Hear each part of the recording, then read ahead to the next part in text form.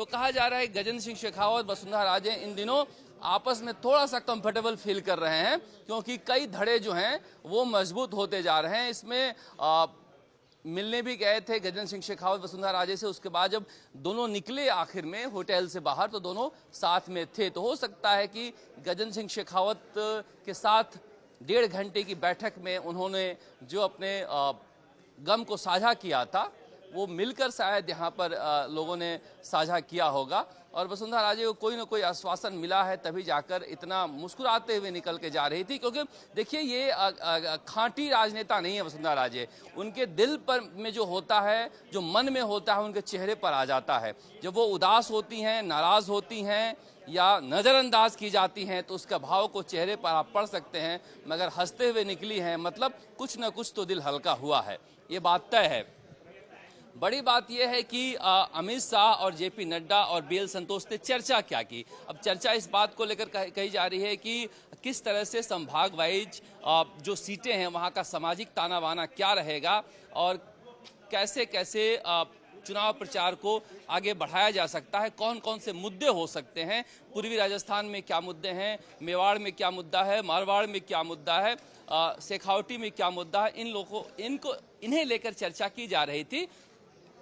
मगर सबकी नज़रें इसी पर लगी हुई है कि वसुंधरा राजे को लेकर पार्टी ने क्या फैसला किया है। और मैं बार बार यही कह रहा हूं कि जब मुस्कुराते हुए निकली हैं तो दिल का गुबार कुछ न कुछ हल्का हुआ है। ये बीजेपी के लिए भी राहत की बात है और वसुंधरा राजे के लिए भी कोई अलग रास्ता हो नहीं सकता। इसीलिए मैं बार बार कह रहा हूं कि मैंने बहुत सालों में पहली बार ऐसा देखा है वसुंधरा राजे को इस तरह से भागते हुए और जागते हुए। रात भर जाती हैं झालावाड़, दोपहर तक रुकती है अंत्योष्टि में, फिर दोपहर से निकलती हैं सड़क के रास्ते और फिर रात पर होटल में रुकती हैं।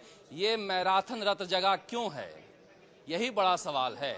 और क्या इससे कुछ हासिल हुआ है, इसे लेकर जनता जानना चाहती है। देखिए वसुंधरा राजे का होने और ना होने दोनों में बीजेपी को नुकसान और फायदा दोनों है।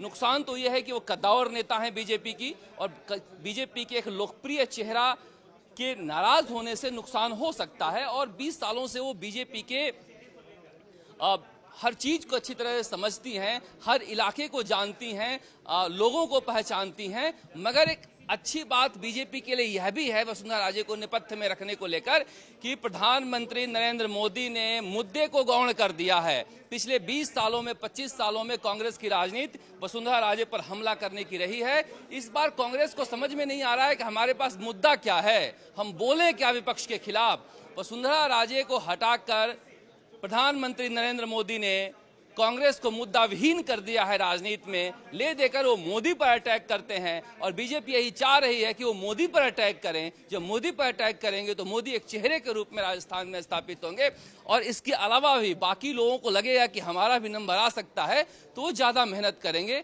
और धड़ों में कमी आएगी। पिछली बार बहुत सारे आरोप लगे थे टिकटों को लेकर भी, उसमें भी कमी आएगी और संगठन का एक वर्चस्व होगा। तो दोनों तरफ से देखिए फायदा और नुकसान दोनों तरफ देखा जा रहा है। कुल मिला के बीजेपी की राजनीति के बारे में इतना कहा जा सकता है कि अब कहा जा रहा है हमारे सूत्रों के अनुसार को बीजेपी की जो पहली सूची है उसमें थोड़ा सा डिले हो सकता है और 10 दिन से ज्यादा का वक्त लग सकता है, क्योंकि एक बार फिर से सभी नेताओं को साथ लेकर चलने की कवायद होगी और उन सूचियों पर पुनर्विचार किया जाएगा। क्योंकि अभी फिर से लगा दिए गए हैं पर्यवेक्षक हर जिले में, उन पर्यवेक्षकों की राय एक बार फिर से जानी जाएगी और 2-3 मीटिंगों में जो भी तैयार हुआ है उसे लेकर जो फैसला होगा उसके बाद ही सूची तय होगी। अब इसमें कयास लगाए जा रहे हैं कि बहुत सारे जो हैं वो सांसद चुनाव लड़ सकते हैं, केंद्रीय मंत्री चुनाव लड़ सकते हैं, मगर बीजेपी में सब कुछ कयास है। दिया कुमारी को लेकर जिस तरह से बुलाया गया, कहा जा रहा है कि हो सकता है कि वो चुनाव लड़ सकती हैं, ज्योति मिर्धा चुनाव लड़ाई जा सकती हैं, अलका गुजर चुनाव लड़ सकती हैं।